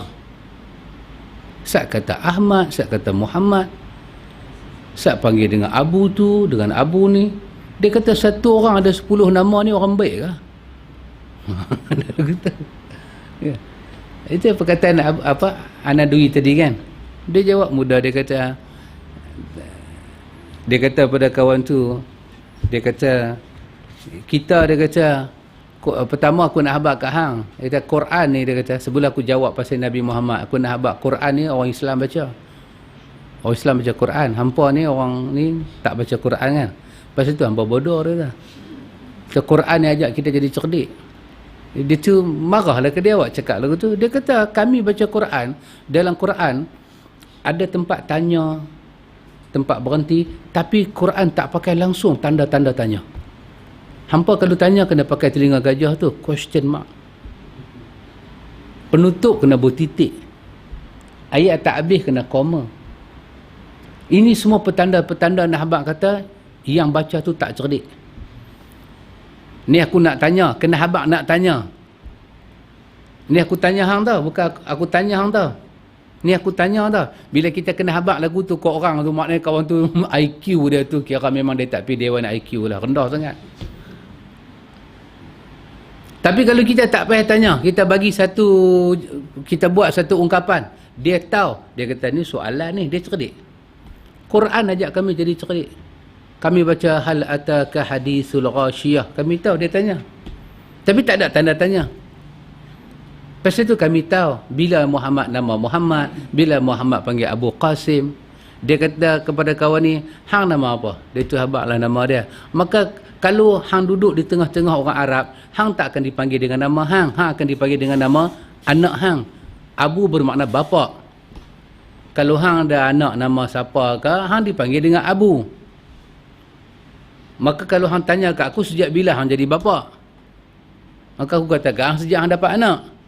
Lagu tu Muhammad bila dia dipanggil Abu Qasim, sejak dia ada anak nama Qasim. Bila Qasim tu tak beranak, orang tak panggil lah Abu Qasim pasal tak ada anak nama Qasim. Kawan tu sengak. Dia kata betapa bodohnya manusia ni kalau tak kenal Nabi Muhammad. Bahasa pun tak lepas, dia kata. Nanti tengok hadis ni, kita jumpa hadis Abu Qasim. Kita dapat Islam ni kawan, tapi kita tak kenal Nabi Muhammad lagi. Hadis ni riwayat Imam Bukhari. Bukhari meriwayatkan hadis ini secara mu'allaq. Mu'allaq ni maksud dia apa ikhwan? Bukhari tidak mengulang sanad dia untuk sebut kali kedua. Mu'allaq. Bukhari dia tak ulang. Kalau sanad itu sanad yang sama, dia tak ulang dah, dia gantung dah. Maka dia akan sebut hadis itu terus. Maka orang kata Bukhari menyebut hadis itu secara mu'allaq. Mu'allaq ni maksud apa? Dia gantung sanad. Pasal apa? Pasal sanad yang sama telah ada ke depan. Bagi orang yang tak tahu kaedah Bukhari, dia kata dalam hadis Bukhari juga ada hadis yang dhaif kerana Bukhari buat main dengan sistem mu'allaq. Dan hadis ini diriwayatkan juga oleh Al-Khamsah. Hadis ini diriwayatkan oleh Al-Khamsah. Oleh Khamsah ni berapa? 5 kan? Yang dimaksudkan dengan Khamsah ni siapa dia ikhwan? Bila kata hadis itu apa dia kata? Wa wasaluhu al-khamsah. Terjemah dia, al-khamsah meriwayatkannya secara mausul, secara sambung sanad. Perawi yang 5 meriwayatkan hadis ini dengan bersambung sanad. Perawi 5 ni siapa dia ikhwan? Pertama Imam Ahmad. Bila kata khamsah, Imam Ahmad, Imam Abu Dawud. Ini perawi-perawi khamsah. Imam At-Tirmidzi, ini perawi khamsah. An-Nasa'i dan Ibnu Majah. 5 orang ni kita kata rawahul khamsah. Sedangkan Ibnu Khuzaimah dan Ibnu Hibban mensahihkan hadis ini. Bukan saja Imam Ibnu Khuzaimah dan Imam Ibnu Hibban, Imam Abu Daud juga mensahihkan hadis ini. Maka hadis ini martabat dia sahih. Ini Ibnu Hajar letak dalam Bulughul Maram. Jadi dengan panduan hadis pertama, dengan panduan hadis kedua, Ibnu Hajar nak bagi anak dia faham kan? Dia letak dua hadis ini. Maka jangan sambut Ramadan dengan sehari ataupun 2 hari puasa, melainkan orangnya dah biasa puasa. Lepas tu dia bawa hadis ni, hadis Ammar bin Yasir, iaitu jangan berpuasa pada hari Syak, hari yang Syak. Saya ingat kita ni hari ni kita tak bertemu dengan hari Syak, tapi sistem geografi dulu mereka banyak bertemu dengan hari Syak. Hari Syak ni apa? Hari ke-30. Hari ke-30. Jadi mereka hari ke-30 tu, mungkin 30 Sya'ban, mungkin dia 1 Ramadan, mungkin Sya'ban jadi 29. Kalau Sya'ban 29, hari 30 tu adalah 1 Ramadan. Tapi kalau Sya'ban 30, maka hari 30 tu belum Ramadan lah. Maka mereka syak. Kenapa mereka syak? Faktor geografi. Faktor macam mana nak tengok anak bulan. Siapa nak pergi tengok. Faktor ni menyebabkan hari tu dipanggil hari syak. Kalau hari tu hari syak, hadis Ammar bin Yasir kata, jangan puasa pada hari itu. Jangan puasa. Kejadian dia apa dia? Kejadian dia, mari kita tengok. Mungkin dia akan cerita di sini. Mari kita tengok sini. Tadi Ibnu Hajar, sekarang San'ani. Kita balik pada pemikiran San'ani. San'ani nak kata, dari Ammar bin Yasir radhiyallahu anhu dia berkata, barang siapa puasa pada hari yang diragukan, maka dia telah bermaksiat kepada Abu Qasim. Oh, punya puasa pada hari Syak ni berdosa. Tak boleh puasa hari Syak. Jangan puasa hari Syak itu dengan niat Ramadan, tak boleh. Jangan sangkakan hari Syak itu Ramadan, tak boleh. Siapa puasa hari Syak kerana diingat kata Ramadan, dia telah derhaka kepada Abu Qasim. Kata San'ani, Al-Bukhari meriwayatkan secara mu'allaq, Al-Khamsah meriwayatkan secara mausul. Mausul maksud dia sambung sampai sanad dia kepada Ammar. Lalu Ibnu Hajar menambah, Al-Hakim di dalam kitab dia Fathul Bari, ini Ibnu Hajar sebut dalam Fathul Bari perkataan Al-Hakim, dan menjelaskan bahawa mereka meriwayatkan hadis ini secara mausul melalui sanad Amr bin Qais daripada Abu Ishaq dengan lafaz dalam Fathul Bari. Kata San'ani, Ibnu Hajar dia bawa macam mana Ammar bin Yasir boleh keluarkan hadis ini. Secara Ibnu Hajar bawa dalam Bulughul Maram, Ammar bin Yasir kata siapa puasa pada hari Syak, dia derhaka Abu Qasim. Ibnu Hajar dalam Fathul Bari kata San'ani, dia buka rentetan macam mana Ammar bin Yasir boleh sebut hadis ini. Dia buka, iaitu perkataan daripada Qais, perkataan daripada Amr bin Qais dan daripada Abu Ishaq kata, saat itu kami berada di sisi Ammar bin Yasir, lalu dihidangkan kepadanya kambing panggang. Oh, Allah punya panggang. Lalu dia kata, orang duduk depan Ammar bin Yasir, orang bawa kambing panggang. Dia kata, kunna inda Ammar bin Yasir fa'utiya bisyatin masliyah. Dia bawa satu syah, satu kambing yang telah dipanggang. Apa jadi? Ammar kata, apa kata Ammar bin Yasir? Ammar bin Yasir kata kepada mereka, kulu, makan. Kemudian beberapa orang menjauhi diri seraya berucap, sesungguhnya aku sedang puasa. Ammar bin Yasir kata, makan. 2-3 orang keluar daripada hidang lah. Dia kata, kami tak mau makan, kami puasa. Dia kata apa? Fatanahha ba'dul qaum, sebahagian kaum bangkit pi, tak mau makan, puasa. Kemudian seraya berucap, sesungguhnya aku sedang puasa. Lalu Ammar bin Yasir berkata, barang siapa berpuasa pada hari Syak, dia telah menderhakai Abu Qasim. Itu punca dia. Ammar bin Yasir tahu hari itu hari Syak. Mungkin orang yang pergi tengok anak bulan tu tak balik lagi menerangkan keadaan apa. Zaman hari itulah. Zaman kita senanglah duduk di Pantai Aceh. Lagi apa? Pantai Aceh tempat yang terkenal. Pantai Aceh apa? Pantai Robina. Tempat tengok anak bulan.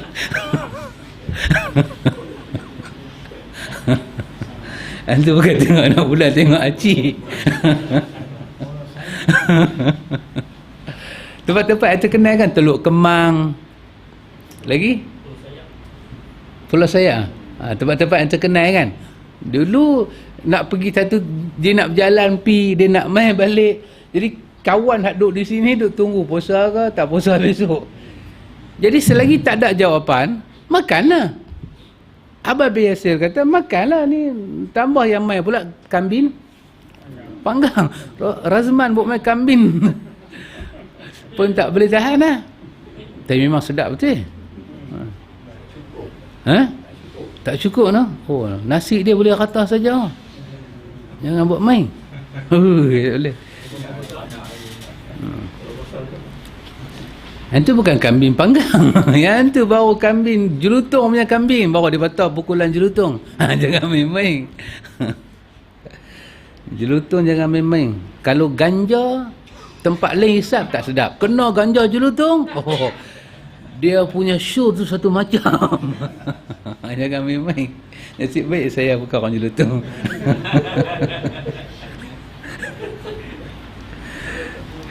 Baik. Ibnu Abdul Bar berkata, sahabat belah Wellington ni tahu ke ganja apa? Orang putih panggil apa ganja? Oh, marijuana. Simple Kalau Indonesia panggil apa? Narkoba. Narkoba kan? Itu narkotik. Argus tak main. Imam Ibnu Abdul Bar dia kata, ialah orang yang bisa dipercayai dan mereka tidak memperselisihkan hal tersebut. Hadis tersebut adalah hadis mauquf jika dilihat dari segi lafaznya, namun hukumnya adalah marfu'. Hadis ni hadis mauquf kerana dia perkataan sahabat Nabi. Tetapi apabila sahabat sebut hukum, sahabat tak akan sebut ini halal, ini haram mengikut jiwa dia. Dia mesti sandak pada Nabi. Maka lafaz hadis ni mauquf, tapi makna hadis ni adalah marfu'. Namun hukumnya marfu' dan maknanya juga bisa disimpul dari berbagai hadis yang melarang menyambut bulan Ramadan dengan puasa, walaupun hadis-hadis yang memerintah untuk berpuasa berdasarkan adanya ru'yah dan hilal. Ketahuilah bahawa yang dimaksud dengan hari yang meragukan Yaum Syak itu, hari Syak, ialah hari ke-30 dari bulan Sya'ban. Jika pada malam harinya tidak terlihat hilal dikarenakan awan yang menutupi pandangan atau kerana adanya halangan lain, sehingga hari tersebut bisa jadi merupakan permulaan Ramadan atau sebahagian dari bulan Sya'ban. Hadis ini beserta hadis-hadis serupa menjelaskan haramnya berpuasa pada hari tersebut, dan inilah pendapat Imam Asy-Syafi'i. Pada hari ke-30 jangan kita ingat kata dia adalah Ramadan sampai bukti jelas kata dia adalah Ramadan, baru tak makan, baru tak minum. Pasal itu ada riwayat kata sahabat Nabi tengah makan, maka Nabi kata suruh mereka tahan makan mereka dan minum mereka kerana ini adalah Ramadan. Bila Nabi cakap lagu tu? Bila bukti sampai. Pasal itu Quran kata apa? Faman syahida minkumus syahra falyasumhu. Siapa yang melihat anak bulan, maka dia kena puasa. Maka saat lagi kita akan tengok lagi hadis bagaimana Nabi ajak kita tengok anak bulan, nak tentukan. Dan ini jangan berpuasa pada hari Syak adalah mazhab Syafi'i. Tak boleh, larangan ini tak boleh. Namun para sahabat berselisih pendapat dalam masalah tersebut. Ada sebahagian yang berpendapat bahawa puasa pada hari tersebut hukumnya mubah, boleh, dan ada sebahagian lain mengharamkannya dan menganggap perbuatan tersebut sebagai bentuk kemaksiatan kepada Nabi SAW. Dan dalil-dalil yang ada menguatkan pendapat yang kedua ini. Kata San'ani, dalil-dalil tetap menunjuk pada pendapat yang kedua. Pasal apa? Ammar bin Yasir yang kata siapa puasa hari Syak dia derhaka Abu Qasim. Macam mana kita nak kata boleh puasa? Jadi kena hati-hatilah.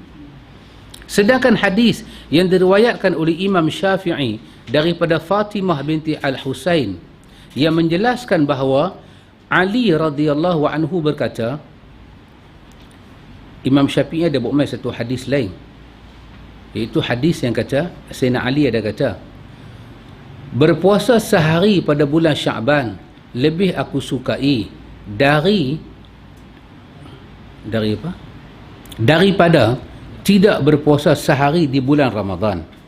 Imam Syafi'i kata, aku lebih suka puasa dalam bulan Sya'ban, walaupun aku puasa tu kena hari dilarang, lebih baik daripada aku tak puasa dalam bulan Ramadan. Apa maksud Sayyidina Ali? Aku lebih suka puasa dalam Sya'ban walaupun terkena larangan. Apa larangan? Hari Syak, 2 hari ataupun sehari kan, itu semua Nabi tak bagi puasa. Aku lebih suka terkena larangan ni daripada aku tak puasa dalam bulan Ramadan. Maksudnya Sayyidina Ali nak kata, aku bab puasa Ramadan ni aku jaga, aku takut sangat. Apa dia kata? Kata dia, ini adalah asar yang munqati'. Asar yang munqati' maksudnya asar yang terputus. Nak nisbah kata secara 100% ini perkataan Ali tak boleh. Dia munqati', dia terputus sanad dia. Apalagi ungkapan ini tidak berkenaan secara khusus dengan hari yang meragukan, Yaumus Syak. Jadi ada pihak yang nak membenarkan puasa hari Syak ni. Nak benar, dia kata boleh puasa hari Syak. Walaupun hadis kata jangan. Akan ada ya kan. Dia bawa lah perkataan Ali ni. Ali kata lebih baik kita puasa dalam Sya'ban daripada kita nak buka puasa sehari Ramadan. Bermakna 28 Sya'ban tak? Sya'ban. 29 Sya'ban tak? 30 Sya'ban tak? Sayyidina Ali kata aku lebih suka puasa pada hari itu. Maknanya Sayyidina Ali nak habaq kata boleh puasa, jangan pi buka puasa dalam Ramadan sudah. Sayyidina Ali kata amboi depa ni punya nak kata boleh juga sampai depa terlupa riwayat ni nak diangkat kepada Ali ni tak boleh, munqati'. Riwayat ni riwayat yang munqati'. Riwayat ni riwayat yang tak dapat dipercayai. Yang kedua dia katalah riwayat ni Sayyidina Ali kata sungguh. Sayyidina Ali bukan sebut Syak. Sayyidina Ali sebut Sya'ban. Kenapa kita nak pergi fokus kepada hari Syak tu? 1 Sya'ban pun Sya'ban, 2 Sya'ban pun Sya'ban. Mungkin Sayyidina Ali maksudkan aku lebih suka berpuasa dalam bulan Sya'ban. Sya'ban awal-awal, bukan 2 hari sebelum ataupun hari Syak. Kenapa kita nak pergi fokus pada larangan tu? Ini kata Imam San'ani. Kerana saat itu tidak ada seorang bersaksi di hadapannya. Apabila hilal telah terlihat, maka ia berpuasa dan memerintahkan orang-orang untuk berpuasa seraya berkata, berpuasa sehari pada bulan ini. Kata Imam San'ani, kalau betul riwayat ni daripada Sayyidina Ali sekalipun, Sayyidina Ali tak dapat maklumat tentang hari itu adalah bulan Ramadan. Pasal itu dia hari itu adalah hari Syak. Dia ingat dah masuk Ramadan, dia takut. Tapi yang paling penting dia kata riwayat ini munqati', maka tak adalah hujah padanya. Tapi orang yang nak buat hujah ni dia peduli ke munqati' ni semua? Yang nak pakai kita dah habaq dhaif ke palsu ke, dia ada peduli ke? Dia kata aku ada peduli ke? Yang nak puasa aku, yang hang duk lorak pasal apa? Ada tengok. Pasal tu nama kitab ni Subul Salam. Jadi pasal itu saya kata tadi kaitan Bulughul Maram dengan Subul Salam. Apa kaitan dia? Bulughul Maram. Bulugh saya kata tadi kan, dia plural daripada baligh. Bila kita dah baligh, kita ada maram kita. Kita ada kita punya hadaf kita. Kita hala tuju kita, objektif kita. Maka bagi orang yang dah bulugh, dia ada maram dia. Ni, dia nak pergi tu. Tujuan dia. Dia nak ibadat lagu mana. Maka Ibnu Hajar kata, Inilah dia Bulughul Maram, panduan untuk orang yang dah baligh untuk jadi panduan beribadat. Datang San'ani, dia kata Bulughul Maram, dia bubuh Subulus Salam, syarah Bulughul Maram. Inilah Subulus Salam, jalan yang selamat untuk dipakai sebagai panduan beribadat bagi orang yang telah mencapai akhir balik. Inilah dia. Ni panduan dia ni. Jangan duk pikir orang. Orang tu nak puasa lagi 3 hari dah nak puasa. Kita kata jangan. Dia kata benda baik apa. Itu semua panduan yang tak selamat. Selamat ikut hadis. Ini selamat kata dia. Okay, kita habiskan sedikit syarahan dia ini. Kemudian di antara hadis yang menegaskan hukum ini adalah hadis Ibnu Abbas. Kata Ibnu Abbas, fa in hala bainakum wa bainahu sahabun fa akmilul iddata 30 wa la tastaqbilu syahra istiqbala. Jika kalian terhalang oleh awan untuk melihat hilal bulan, maka sempurnakanlah bilangan bulan Sya'ban menjadi 30 hari, dan janganlah kalian mendahului bulan Ramadan. Kan Ibnu Abbas kata Nabi sebut pada Nabi kita, kalau kamu tengok anak bulan tak dapat, awal tebal lindung, maka Nabi kata kiralah Sya'ban bagi jadi 30. Kalau tak boleh tengok, kalau pergi tengok, pergilah tengok. Nanti ada bab. Nanti sampai bab dia saya nak sebut sikit perkataan Imam Ibn Taymiyah dalam masalah tengok anak bulan. Sangat menarik. Sangat menarik. Yang kadang-kadang kita tengok anak bulan ni, kita ni sebuah zaman dulu kan, mudah saja. Tak ada menyusahkan apa-apa.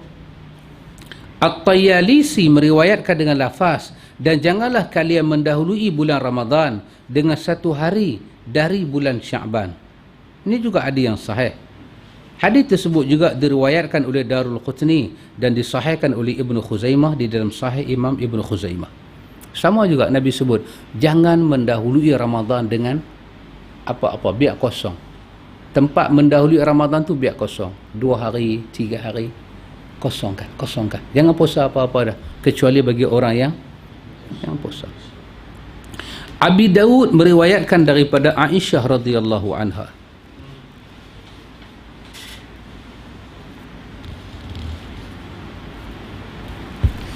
Abi Daud meriwayatkan daripada Aisyah radhiyallahu anha.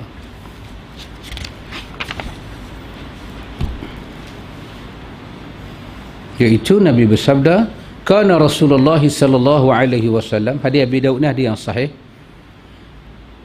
yatahaffazu min Sya'ban ma la yatahaffazu min ghairihi, yasumu li ru'yati hilal Ramadan, fa in ghumma alaihi adda 30, fa in ghumma alaihi adda 30 yawman summa sama. Senang saja.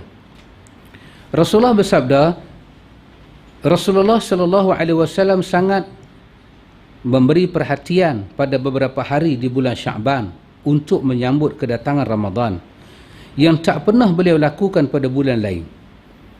Beliau berpuasa berdasarkan ru'yah hilal bulan Ramadan, dan jika ru'yah terhalang oleh awan, maka beliau mengenapkan hitungan bulan Sya'ban 30 hari, lalu beliau berpuasa Ramadan. Macam tu Nabi. Aisyah bagi tahu sendiri, Nabi akan bagi satu perhatian untuk bulan Sya'ban, sama ada dengan dia puasa ataupun dengan nak sambut Ramadan. Dia akan bagi perhatian. Dekat-dekat nak main Ramadan, dia dah tak puasa dah. Dia akan bagi perhatian nak melihat anak bulan. Kalau tak boleh tengok, tak nampak, Nabi akan suruh sahabat genapkan bulan Sya'ban. Kemudian dia tak boleh jadi 31, 32. Tapi kita akan jumpa Abdullah bin Abbas pernah puasa 31 hari Ramadan. Ketika dia duduk di Kufah, dia puasa 31 hari Ramadan. Kenapa jadi lagu tu? Nanti kita akan baca. Sekarang saja bagi lingkup otak dulu. Kita fikir dia puasa 31. Dia pernah puasa 31 Ramadan. Lepas tu dia kata pada orang Kufah, aku tak akan tengok hampa, aku akan tengok ahli Madinah. Di Kufah baru 30, tapi di Madinah dah 31. Kata Ibnu Abbas, aku akan kira di Madinah, aku tak akan kira di Kufah. Sebab aku tak percaya dengan hangpa. Ibnu Abbas. Ada je, kita akan jumpa dalam kitab kita nanti. Dalam bab tengok anak bulan. Kemudian hadis yang lagi satu ni.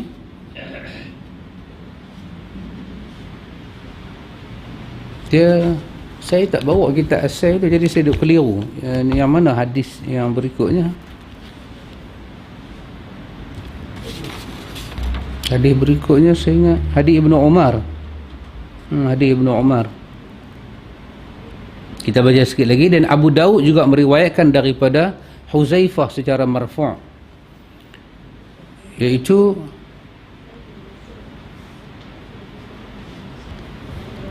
dia meriwayatkan hadis yang marfu' ini, la taqaddamu syahra hatta taraw hilal aw tukmilul iddata summa sumu hatta taraw al hilal aw tukmilul iddah. Hadis ini juga ada yang sahih riwayat Abu Daud. Jangan kalian mendahului Ramadan hingga kalian melihat hilal, atau kalian menggenapkan bilangan bulan Sya'ban 30 hari.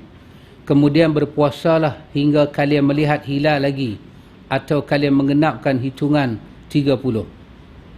Nabi kata jangan kita puasa melainkan tengok anak bulan. Hilal adalah anak bulan. Qamar bulan penuh, bulan besar. Hilal anak bulan.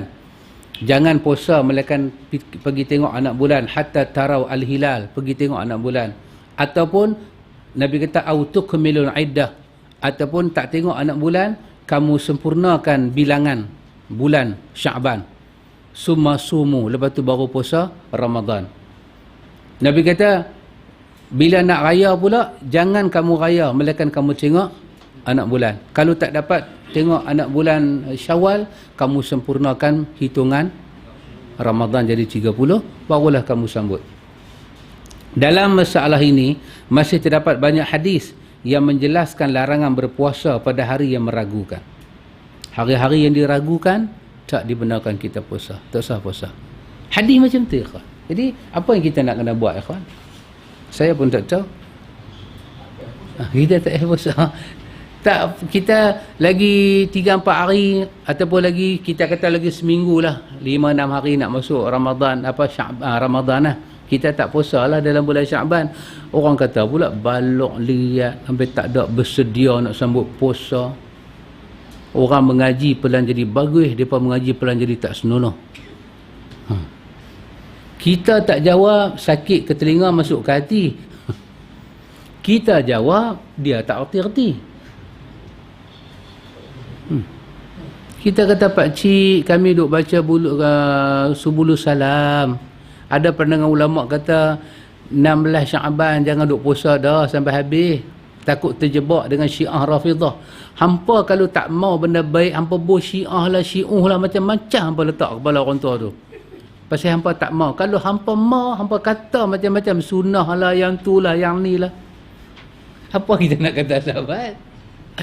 Kita kata wala haula wala quwata illa billah. Ya Allah, ya Allah, ambillah nyawa orang tua ni bang, ya Allah, amin. Tak larat nak jawab. Tak tahu nak kata apa dah. Kita punya duk ajak ni, punya duk baca kitab, dia kata tak betul. Tapi untuk pengetahuan, saya kata kitab kita baca ni pun kitab kuning. Kitab kuning. Sebab Sana'an Ibnu Hajar ni, dia tahun 800 Hijrah. Bukan kata, tak silap saya 885 Hijrah dia wafat. Maknanya dia lebih kuning daripada kitab kuning. Kalau kitab kuning ni sebah dengan kita, ni sebah lah, ni sebah belah petani ni kan, Daud Fatani, Palembani kan, ni sebah lagu tu lah, berapa kurun saja dengan kita. Katalah habis tinggi tak sampai apa 100 tahun lagi, puluh-puluh tahun macam tu kan. Tapi ini sejak 800 silam. Sana'ani dengan kita pun dia tahun 1000 lebih, kita dah 1300. Bermakna Sana'ani dengan kita pun dah 300 tahun. 1000, kita dah 1400. 400 tahun dah lari. Bermakna kita bukan baca kitab biasa-biasa. Macam Pakcik Bari punya lagi lama. Ada kuning dah. Kekuningan kitab tu. Cuma hak kita ni warna putih pasal kualiti kertas. Bukan apa. Yang baca lagi lama hitam tu. Yang baca kitab. Bukan kata kuning. Black metal tu. Kalau nak ukur macam tu, tak jadi kerja lah kita. Pasal tu kita ukur kepada dalil.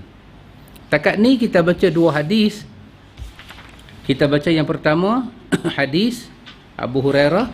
Hadis Abu Hurairah beritahu kepada kita jangan sambut Ramadan dengan puasa sehari ataupun 2 hari awal. Melainkan siapa boleh puasa? Orang yang biasa-biasa. Itu hadis pertama. Hadis kedua, hadis daripada Ammar bin Yasir. Siapa puasa pada hari Syak, dia derhaka Abu Qasim. Baik. Sebelum kita tutup majlis kita, saya ada 1-2 soalan. 1-2 soalan saya tanya. Tanya sahabat Wellington. Kalau wanita mengandung terpaksa tidak berpuasa selama sebulan, dia tak boleh puasa sebab mengandung, adakah dia wajib ganti ataupun tak payah? Dia pendapat yang rajih. Wallahu ta'ala alam, hanya Allah Maha mengetahui.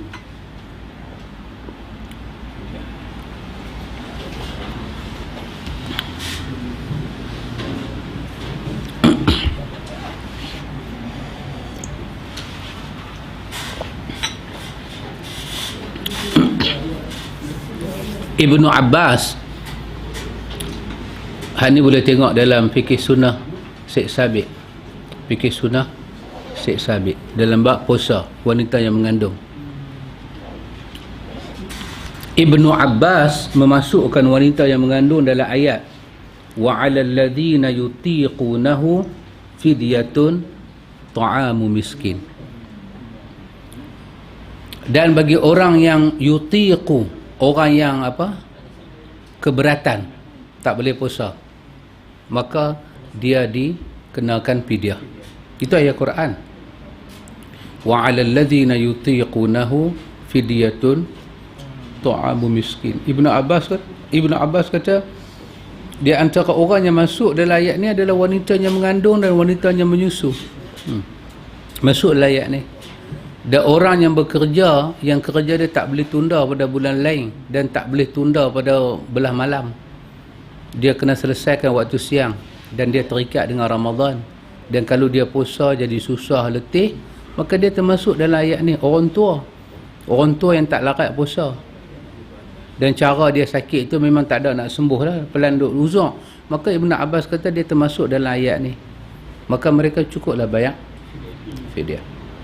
Tapi dalam mazhab Syafi'i, wanita yang mengandung, dia tengok, kalau dia tak puasa, ini ada dalam syarah Muslim, kalau dia tak puasa kerana dia bimbang pada diri dia, maka dia kena ganti puasa. Tapi kalau dia tak puasa, dia bimbang pada diri dia dan kandungan dia, maka dia kena puasa dan fidyah. Kalau dia tak puasa kerana menyusu anak, okeylah, dia boleh tak puasa, maka dia kena bayar qadha lah. Fa'iddatun min ayamin ukhar. Ini mazhab Syafi'i ni saya bang. Tapi kalau dia fikir, kalau dia puasa susu dia kering, kurang susu dia, anak tak boleh menyusu, maka kerana dia ada fikir benda lain pasal anak, dia kena qadha dan dia kena fidyah. Ini mazhab Syafi'i. Tapi kalau berdasarkan ayat Quran tadi, wa 'alal ladzina yutiqunahu fidyatun ta'amu miskin, dia hanya kena bayar fidyah dan dia tak payah qadha. Katalah wanita ni nak qadha, maka dia tak payahlah fidyah. Tapi kalau dia fidyah saja pun tidak ada masalah. Ini pandangan Ibnu Abbas. Bukan pandangan Ibnu Abbas. Takkan kita nak kata tak betul? Kalau kita boleh kata tak betul lah Ibnu Abbas ni, oh, kena cari Ibnu Rizal lah pula.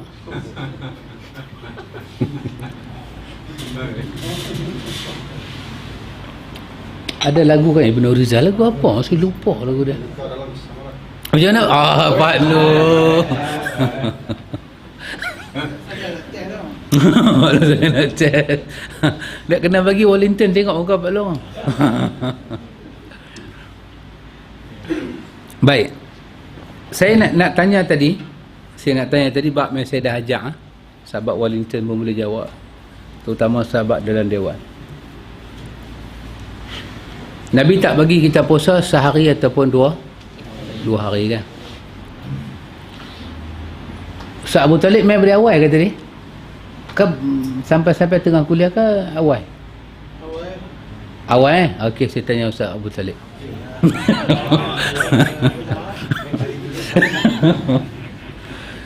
Bila Nabi tak bagi puasa sehari ataupun 2 hari.